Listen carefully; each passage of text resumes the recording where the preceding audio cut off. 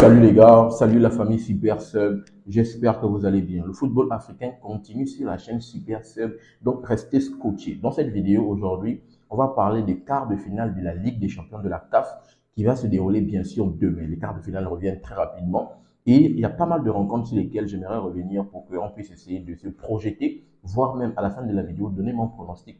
Donc restez scotchés les gars parce que on va parler de tout ce qui tourne autour des clubs africains. Donc pour tous les gars qui sont amoureux du football africain, tout se passe sur la chaîne Super Sub. Il y a pas mal de vidéos qui arrivent très prochainement. Donc, abonnez-vous, activez la cloche de notification pour ne rien manquer de toutes mes sorties. Sans plus tarder, on va se plonger sur le tableau. Donc, très rapidement, on va d'abord essayer de faire les checks rapidement. Qu'est-ce qu'on peut constater dans ce tableau de ces quarts de finale? Demain, le premier match va se jouer à partir de 13h. Mamelodi Sundowns, le club sud-africain, va recevoir l'Espérance de Tunis, bien sûr, qui a été finaliste de la dernière campagne qui s'est déroulée. On a pu voir malheureusement cette équipe de l'Espérance de Tunis qui a perdu. On dépend de cette équipe de Al-Ali qui va jouer à 19h, qui va recevoir cette équipe de Al-Hilal, le club soudanais. De l'autre côté également, on aura les deux rencontres, toujours à 19h, entre le MC Alger et Orlando Pirates. Orlando Pirates, c'est ce jeune petit club qui a émergé, qui nous a impressionnés pendant les phases de groupe.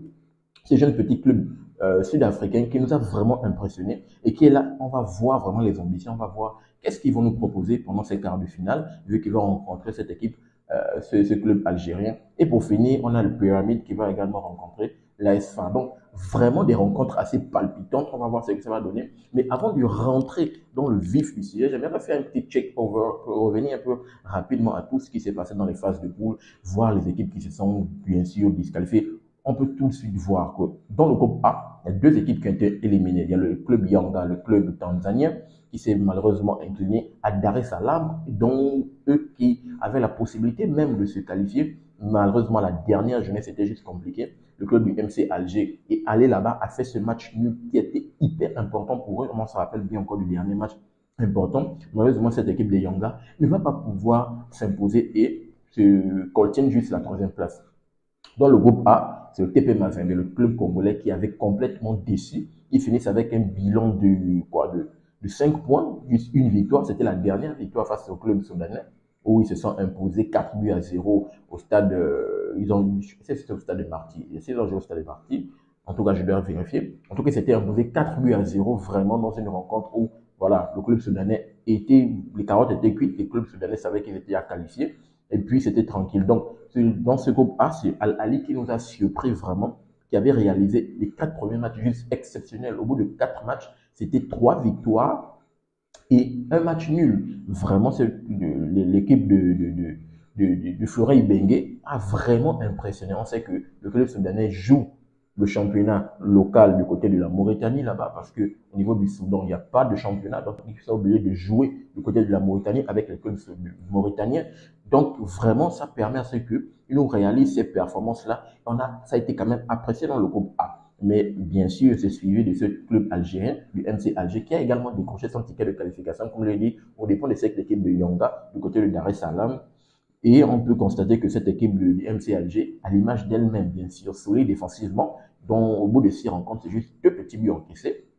Et c'est le front de l'attaque. Ils ne mettent pas pléthore de buts, ils ne mettent pas pléthore de buts. 4 petits buts est suffisant pour eux, pour leur permettre, bien sûr, de décrocher leur ticket de qualification pour ces quarts de finale. Dans le groupe B, on a l'AS FAR et Mamelodi Sundowns. Le club, l'AS FAR, on sait que c'est le club, on appelle ça comment, le club militaire du côté le club militaire du côté du Royal Maroc, là-bas. Eux, ils se sont qualifiés. Belle performance de leur part du côté avec Mamelodi Sundowns qui nous montre encore une fois de plus une régularité dans ces matchs de Ligue des champions de la CAF. Là. Les deux finissent avec un bilan de 10 points, 9 points. Et malheureusement, le Raja Casablanca, qui n'a pas pu réaliser cette belle performance, va juste finir là avec 8 petits points, mais juste au niveau de la troisième place. Et Maniema Union, le club congolais, qui, pour sa première, je pense que c'est sa première au niveau de cette ligue, au niveau des phases de groupe de la Ligue des champions de la CAF, au début, ils ont montré de belles choses. Ils ont commencé sur des matchs nuls, mais après, c'était un peu plus compliqué. Ils se sont effondrés parce que il y avait quand même plus fort. Il y avait Sundowns quand même, il y avait le FAR, il y avait le Raja Casablanca. Donc, c'était un peu plus compliqué. Et malheureusement, ils finissent avec un bilan de 3 petits points. juste aucune victoire. Et ce petit club congolais, on va voir ce que ça va donner. Il faut encore essayer de travailler pour venir se proposer peut-être la saison prochaine. On va voir du côté du championnat congolais là-bas comment ça va se passer. Dans le groupe C, comme je l'ai dit tantôt, c'était la grosse surprise parce que le finaliste et le champion de la saison précédente au Al Ahly, qui est juste exceptionnel, ce club égyptien qui enchaîne, je pense qu'ils sont sur un bilan de, c'est pas 4, c'est 5 Ligue des Champions de façon consécutive. Ils sont juste les refs et eux, on va dire que c'est quoi? C'est le Real Madrid du football africain. Ils sont juste exceptionnels, cette équipe du Al Ahly, que ça soit dans l'accompagnement des joueurs, que ça soit dans les équipements, que ça soit dans la formation, que ça soit dans la régularité. Cette équipe du Al Ahly vraiment est impressionnante sur le continent, mais elle était surprise dans ce groupe C par cette équipe de Orlando Pirates, vraiment qui a été exceptionnelle. Ce petit club-là de l'Afrique du Sud, vraiment a impressionné. Je pense que le match, ils sont allés déloger cette équipe de Ali au Caire. Je me rappelle bien, est-ce que c'était pas un match nul? Ils étaient à 2 doigts de remporter ce match. Il faut que je check très rapidement. Je pense que le match avait fini match nul. Ou bien, voilà, cette équipe de Orlando s'était imposée. Il s'était imposé 2 buts à 1. Je me rappelle, lui, en fait, il devait avoir un match nul, mais le but a été refusé par l'arbitre. Je me rappelle, c'était un match complètement chaud. Il avait mis le but à la dernière minute. Je me rappelle qu'il avait mis le but, c'était le capitaine Rami Rabia. Oui, il avait mis le but à la dernière minute, mais l'arbitre avait signalé que je pense qu'il y avait une position d'orgie au départ de l'action. Vraiment, c'était un match complètement chaud. Et cette équipe de Pirates a fini par s'imposer. Et cette victoire permet à ce qu'ils se hissent bien sûr à cette première place qui est hyper importante pour eux. Vraiment, ça a été la grosse surprise de ce groupe C. Cette équipe de Pirates vraiment qui a impressionné, fini sur un bilan de 4 victoires, 2 matchs nuls, aucune défaite. Vraiment, c'est très impressionnant. On va voir ce que ça va donner pour ces quarts de finale. Vraiment, cette équipe du Ali, vraiment champion du titre, détenteur du titre, et juste la deuxième. Et le CRB Belouizdad, malheureusement pour le club algérien qui se retrouve là à la troisième place. Mais les pires, vraiment, de ce groupe, cette équipe ivoirienne, le Stade Abidjan. Le Stade Abidjan n'a rien proposé dans tous ces matchs. Ils ont fait copieusement bastonner. Même lorsqu'ils ont joué face à cette équipe de Pirates qui était quand même, on va dire quoi, qui était à la portée, on va dire c'était le petit poussin. Mais Pirates a montré vraiment que eux, ils étaient à la hauteur de leurs ambitions. Le Stade d'Abidjan, ils sont sérieux, ils ont fini sur un bilan de aucune victoire. Un match nul, 5 défaites, c'était catastrophique. Ils ont encore 18 buts encaissés. Je me rappelle le dernier match, je pense qu'ils ont pris peut-être une valise. Ils ont pris une valise contre le Belouizdad, le CRB Belouizdad. Je crois bien qu'ils avaient pris une valise, peut-être 4 ou 5. 4 ou 5, je vais checker très rapidement. Le CRB Belouizdad, voilà, ils avaient pris 6. Ils avaient pris 6. 6 buts à 0. Oh là là là là. C'était juste incroyable. Cette équipe du Stade d'Abidjan a été vraiment est venue jouer de la figuration. Parce que quand je check très rapidement, c'est les seuls qui ont fini avec un bilan de 1 point. Mais les derniers là, quand même Maïlema et Nyon, qui étaient leurs premiers, eux qui avaient réalisé leur première phase de groupe dans cette éliminatoire de la CAF là, la Ligue des Champions, eux au moins, ils ont pris 3 petits points, 3 matchs nuls. Mais le Stade d'Abidjan vraiment a été très décevant. Le football ivoirien, vraiment, les clubs là-bas, il faut essayer de voir comment ça se passe. Mais pour le moment, ça n'allait pas. Donc, on finit avec le groupe B, le groupe D très rapidement pour finir et essayer de faire notre check pour revenir, pour nous ressourcer par rapport à ces quarts de finale. L'Espérance de Tunis, bien sûr, finaliste, comme je l'ai dit, qui était à 2 doigts de remporter cette Ligue des Champions de la CAF la saison précédente. Malheureusement, dans ce groupe D, bien sûr, avec le Pyramide, c'était les 2 tauliers de ce groupe. Le Sagrada Esperanza, malheureusement, c'était pas possible. Joliba, le club malien également, c'est pas possible. Donc, voilà. Eux, c'était carrément les 2 grosses têtes d'affiche. Ils se sont partagés le même nombre de points. Je pense que les 2 rencontres, c'était le match nul. C'était match nul. Et je pense que l'un d'eux a tapé l'autre. Si c'est pas chez elle. Et puis, en tout cas, ils se sont partagés les points. Et les victoires, ils ont explosé les 2 clubs. Joliba, le club malien, malheureusement également à l'image de son homologue, les 2 pays frontaliers, le Mali et la Côte d'Ivoire. Joliba également a réalisé une pitre performance. C'est 2 matchs nuls, 4 défaites, 0 victoire, aucun but marqué. Vraiment, c'est même impressionnant. Ok, je tentais de tirer sur cette club du Stade d'Abidjan. Joliba, ils n'ont même pas marqué un but, c'est même vrai. J'essaie de m'en souvenir. Ils n'ont même pas mis un but. Vraiment, c'est vrai qu'il y a eu ces 2 points. Le Stade d'Abidjan, 1 point. Le Stade d'Abidjan avait quand même mis 4 buts. Mais c'est juste pas possible. Le niveau n'a pas été bon. Il faut voir ce que ça va donner au niveau du football malien là-bas. Il faut travailler. Mais pour le moment, si le plan continental, ça ne va pas. Ça ne va pas pour les pays subsahariens. Et on sait que c'est les pays du Nord, les pays du Nord avec les clubs du Nord qui travaillent bien, qui sont en train de tout rafler sur le continent. Et bien sûr, c'est bon enfant. Donc, l'Espoir de Tunis et le club égyptien se partagent la première et la deuxième place. Et la différence s'est faite au niveau je pense, des confrontations directes. Je pense que cette équipe de Tunis avait mis un score un peu plus par rapport à cette équipe de Pyramide. Donc, on revient bien sûr à nos quarts de finale. Le premier match, c'est l'Espérance de Tunis. Enfin, c'est d'abord Mamelodi Sundowns face à l'Espérance de Tunis. Très rapidement, on va aller sur un site pour essayer de voir les pronostics qui ont été donnés. Le style, c'est Forbet. Forbet, c'est un style, bien sûr, qui nous donne les pronostics, les probabilités des victoires de l'une, de l'autre, voire même des matchs nuls. Le premier match va se jouer à 13h demain. Qu'est-ce que le site Forbet nous dit? Qu'est-ce qu'on nous dit? Mamelodi Sundowns qui va recevoir, bien sûr, le club sud-africain, qui va recevoir cette équipe de l'Espérance de Tunis.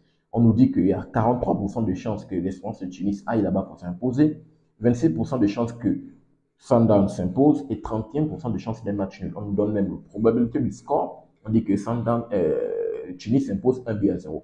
Bien sûr, Tunis, on sait que elle a l'image de l'Espérance de Tunis, qui est le club tunisien, elle a l'image de sa sélection nationale parce qu'elle est également solide défensivement et elle peut te faire mal en contre. Mais contrairement à l'équipe tunisienne, aux Aigles de Carthage, elle a la possibilité de te mettre des scores fleuves. Surtout lorsqu'ils jouent les petits là. Ils te frappent copieusement pour frapper. Il n'y a pas, ok, solide défensivement, mais quand il faut mettre des buts, ils sont là pour mettre des buts. Maintenant, le match quand même est assez intéressant. Pour moi, je partirais plutôt sur un match nul entre les deux, parce que oui, Tunis, je pense que Tunis va jouer plus ses cartes au match retour. Je vois également pas un membre pour Sundowns, c'est vrai. Sundowns également, depuis ces derniers temps, depuis ces dernières campagnes, le football sud-africain a du mal un peu à arriver dans ce top-là, à franchir ce plafond de verre. Généralement, les Sundowns, ça reste au quart de finale, au pied des quarts demi-finales. C'est assez compliqué. Mais je pense que l'Espérance de Tunis également, pour moi, je pense qu'ils sont favoris de ce groupe. Et je pense qu'ils peuvent le faire. Mais avec cette probabilité, on va voir ce que ça va donner. Mais je partirais plutôt pour un match nul et retour, bien sûr. Je vois cette équipe de Tunis s'imposer à l'expérience. Elle nous a montré quand même plus de certitude face à cette équipe de Sundowns qui, malheureusement, comme je l'ai dit tantôt, n'affiche pas une bonne régularité et n'arrive pas à se hisser en finale jusqu'à présent. Et on va arriver, bien sûr, au deuxième match. Le deuxième match, c'est le Ali du Caire qui va recevoir le Al Hilal de Florent Ibenge, le club soudanais. Un match assez important. Comme je l'ai dit tantôt, l'équipe soudanaise qui joue le championnat mauritanien nous a réalisé de belles performances. Mais attention, les deux derniers matchs qu'ils ont fait dans ces phases de poule se sont avérés d'être des échecs. Oui, ils étaient déjà qualifiés parce qu'ils ont joué le match face à TP Mazembe, ils ont pris 4-0 copieusement. Ils ont joué face à Massa Yonga, ils ont pris 1-0. Donc, j'espère qu'ils ne vont pas revenir avec cette mentalité. On veut qu'ils reviennent de la meilleure des façons avec laquelle ils ont débuté ces phases de groupe. On espère qu'ils vont maintenir le même niveau. Vraiment, je pense que s'ils maintiennent ce même niveau, ils peuvent titiller cette équipe du Ali du Caire. Mais attention, là, ils vont jouer du côté du Caire. Je comprends pourquoi Forbet me donne un pourcentage de 57% de chances que le Caire le fasse. Et de l'autre côté, 22% de match nul, 21% de victoire pour que le Al-Ali le fasse. Et de l'autre côté, un score de 2-0 pour le Caire. Attention. Je vois pas un monde également où cette équipe du Ali aille du côté du Caire fasse une victoire. Parce que là, les échanges sont élevés. Oui, cette équipe de Orlando Pirates a déjà pu le faire. Elle a pu le faire ici. Ils sont allés s'imposer ici, au stade du Caire. Elle a pu le faire. Donc, c'est-à-dire que la forteresse, bien sûr, on peut la contourner. Mais là, les échanges sont élevés. On parle de matchs à élimination directe. Est-ce que vraiment cette équipe du Ali, avec les performances qu'elle nous a montrées, elle peut aller le faire? Je mettrai un peu de doute parce que là, je pense que le niveau est assez élevé. Le Ali du Caire ne va pas jouer de la même façon qu'ils ont joué face à Paris parce que les échéances étaient de savoir qui devait sortir premier du groupe. Mais là, on parle d'élimination directe et le match, vu qu'il joue le match à la maison, c'est un match hyper important. Je pense que le Ali du Caire aura pour ambition de s'imposer et le Al-Hilal sans doute viendra avec cette mentalité de vouloir défendre. Mais attention, c'est une mentalité très dangereuse. Parce que si vous venez pour vouloir défendre, vous allez vous faire battre à un moment ou d'autre. Un joueur qui sera déconcentré, vous allez vous faire prendre. Donc, il faut aller aborder le match d'une façon assez différente. Il faut aller aborder le match, oui, être solide, mais il faut chercher la victoire, voire même essayer de marquer au moins le premier but. Parce que si vous vous faites prendre dans le premier but, la ferveur du public du Caire, tout peut basculer et bien sûr, il va aller dans un score fleuve. Et si vous prenez un score fleuve au stade du Caire, ça deviendra compliqué lorsque vous allez jouer, bien sûr, le match retour. Donc, pour le moment, avantage de cette équipe du Caire, bien sûr, qui est détenteur du titre et qui nous montre quand même plus de certitude que le continent. Comme je l'ai dit, c'est le Real Madrid du football africain. Et le outsider, c'est Al Hilal de Florent Ibenge. On va voir comment il va préparer son groupe pour aller affronter cette équipe, vraiment l'ogre du continent africain. Et on va passer, bien sûr, au MC Alger face à Orlando Pirates. Vraiment. Bon, c'est un match assez intéressant. Pour la simple et bonne raison, je vais checker très rapidement. Orlando Pirates nous a réalisé sur 6 matchs, ils ont mis 10 buts, ils ont encaissé 4. MC Alger, ils ont encaissé 2 buts, comme je l'ai dit, eux, solidité défensive, ils sont également très forts. Ici, Forbet me dit, Pirates ici, c'est 42% de chances que le MC Alger s'impose, 33 matchs nuls, 25% que le Pirates le fasse. Moi, j'ai confiance à cette équipe de Orlando qui nous montre de belles performances. Maintenant, là, les chances sont un peu plus élevées parce que, comme j'ai dit tantôt, c'est les éliminations directes. Maintenant, vu que cette équipe encaisse et sachant le potentiel offensif qu'ils nous ont montré, sachant le fait qu'ils sont allés le faire du côté du Caire dans un stade où on ne leur attendait pas, le MC Alger doit vraiment faire attention à cette équipe de Pyramide, vraiment. Mais je vois un monde où les deux équipes font match nul, un but partout. Je vois cette équipe de Pirates aller marquer ce but. Mais je ne vois pas également cette équipe de Pirates mettre plus de 2 buts parce que cette équipe de Alger, comme j'ai dit tantôt, elle est solide. Mais Alger également aura l'intention, les ambitions de bien sûr prendre l'avantage et aller du côté de l'Amérique, de l'Afrique du Sud, voir comment consolider ce match pour se qualifier en demi-finale. Donc, un match toujours important ici. Avantage bien sûr à cette équipe du MC Alger, mais les Pyramides, Orlando Pirates, outsider, peuvent vraiment surprendre cette équipe. Tout va se jouer dans le match aller. Pour moi, je pense que le match aller sera détenteur du match retour. Je pense que la qualification peut se jouer au match aller. Si les Pirates s'imposent vraiment, et après, au match retour, tout peut se passer. On va voir ce que ça va donner. Donc, vraiment, cette équipe de Pirates a toutes les cartes entre les mains et on va voir ce que ça va donner. Et pour finir, on aura la dernière rencontre entre Pyramide et AS FAR, le club égyptien, face au club, bien sûr, des militaires là, les militaires de Royal Air Maroc. Voilà. Du Maroc, bien évidemment. Donc, très rapidement, qu'est-ce que Floribert nous dit? On part sur un match nul, 40% de chances qu'il y aura un match nul entre les deux, 32 pour Pyramide, 28 pour l'ESFA. Pyramide, on se rappelle très bien, Pyramide qui était sur la Coupe de la Confédération la saison précédente. Donc, Pyramide nous montre quand même que, vraiment, eux, ils ont des intentions d'aller un peu plus loin. Bien sûr, et ce sont les petits frères du Al-Ali, eux vraiment qui veulent montrer que leur football est très bon, très développé. On va voir ce que ça va donner. Vraiment, je vois également un match compliqué parce que la SFAR également, c'est une très bonne équipe.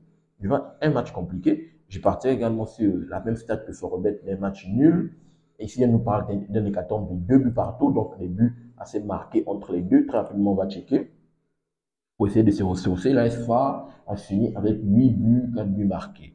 Du côté de Pyramide, c'est 14 buts. Oh, ouais. Ouais, je comprends pourquoi on part par contre sur les stats assez élevés. Je pense que oui, hein, généralement, le match aller, c'est le match où on essaie de se découvrir. Le match retour, on joue un peu trop au calcul, mais le match aller, c'est là où il faut essayer d'impressionner, c'est là où il faut essayer de gagner des points. C'est très important. On va voir ce que ça va donner, mais pour le moment, c'est assez intéressant. Et cette équipe, je partirai également sur un match entre les deux, mais avantage quand même à cette équipe de... C'est quand même assez compliqué. C'est quand même assez compliqué de décider directement un gagnant sur ce match aller. On va d'abord voir ce match aller, ce que ça va donner pour que je me prolonge, je me mouille très rapidement pour essayer de voir, donner mon pronostic sur le gagnant. Mais je partirai plutôt sur un match nul pour ce match aller. On va voir ce que ça va donner. Donc, les matchs vont se dérouler demain. Le premier à 13h, les trois autres à 19h. Et bien sûr, je serai là pour débriefer tous ces matchs-là, peut-être en globalité, voire un après les autres. On verra très bien. Voici les matchs qui m'impressionnent, qui vont vraiment... En tout cas, tous les matchs sont très importants. Tous les matchs sont très intéressants. Le match de 13h, très intéressant, les deux. Je pense qu'ils se sont rencontrés la saison précédente au même niveau de... Je pense bien. Parce que ce n'était pas les quarts de finale, ça, les quarts ou les demi, les deux se sont rencontrés. Vous me direz dans les commentaires ceux qui suivent bien sûr le football sur le continent, football continental.